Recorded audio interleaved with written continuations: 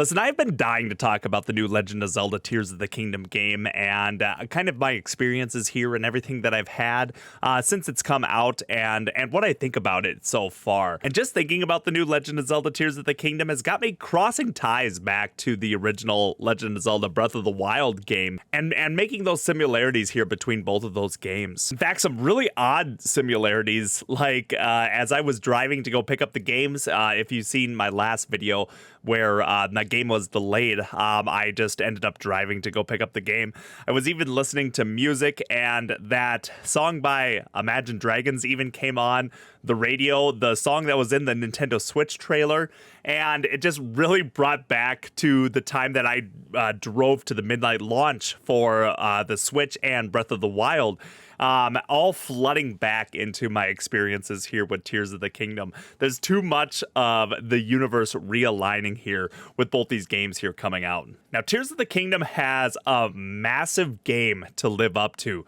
I mean, Breath of the Wild was widely loved by a lot of people. I mean, it's such a huge milestone of a game, I would say, that Breath of the Wild was.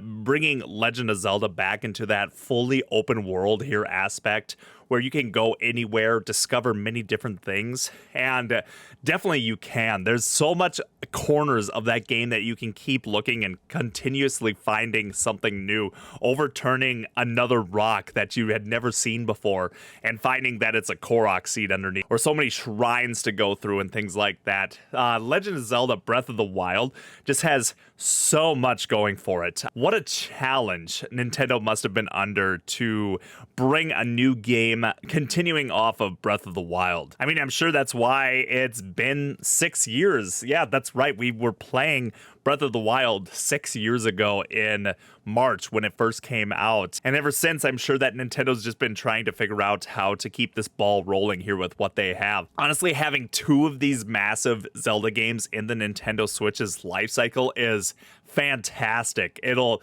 definitely mark the Nintendo Switch of going down in like a historical spot with having just these legendary games under it. But where Breath of the Wild leaves off, Tears of the Kingdom hops right back in. You save the world in Breath of the Wild, and in Tears of the Kingdom, you start discovering like the secrets that are under Hyrule and figure out that there's a lot more to the story than what you initially thought. And boy, when you're down there, this isn't spoilers, by the way. This is all like in the trailer here and everything like that.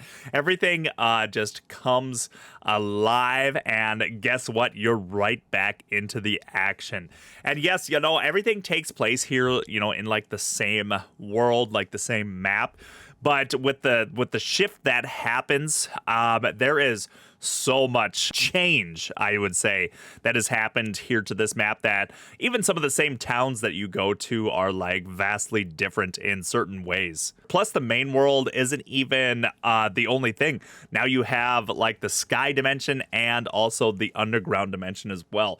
There is so much into this game that when the game was coming out, I know a lot of people had mentioned that they weren't sure about picking up this game just because they felt like it was all going to be happening here on the same map, and that it was like lazy for them to reuse the same map. But I gotta say, they've added so much with the regular world, the sky, and below, that there is so much new content into this. It 100% justifies a new game. The map isn't the only thing they changed around here as well. Your abilities that you have to kind of manipulate the environment change around here a little bit too, which is fun to play with a whole new set of abilities that you were used to before, and now you have new ways to solve problems in different ways. That's one thing that I loved about Breath of the Wild. When you were watching someone else complete a shrine that you did, they might have found like a completely different solution on how to beat it, just based on what your mind came up with. And kind of the same thing goes with Tears of the Kingdom. There's still things that I haven't thought about with the new abilities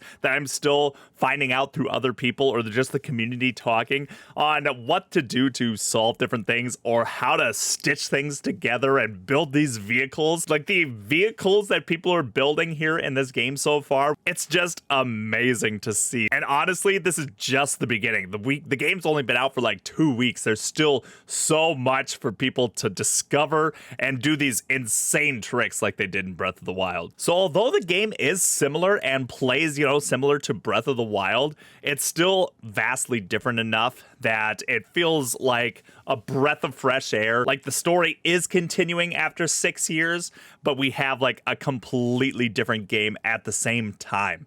Nintendo did such a great job of meshing those two things, making sure they don't change too much, but also bringing in a whole new wave of stuff into the game itself. Well, how am I liking Tears of the Kingdom? Well, I still say that I'm only scratching the surface here so far. I know that so many more people are so much further, but as an initial review, I am absolutely loving the game. Any free time I have is just going to the game here, which just ties right back in together to the original Legend of Zelda Breath of the Wild game.